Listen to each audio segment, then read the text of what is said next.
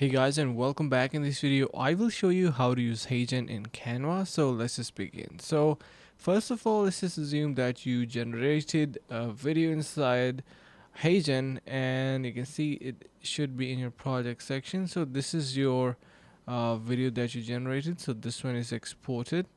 These are all in my draft. So if you want to learn how to generate a video, you can watch our previous videos.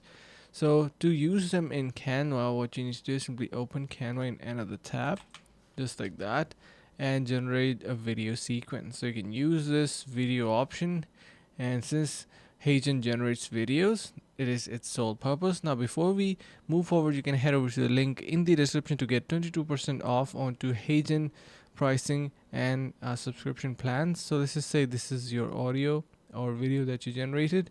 You can download that. You can see it will be downloaded over here on top right. Here we got that, and now we need to head over to our Canva sequence and import that just like this. Hi, let's You start can with this see video, and I am super excited. here we got that, and we can easily adjust the sizing, or we can resize our Canva sequence as well. You can see we have this resize option on top left.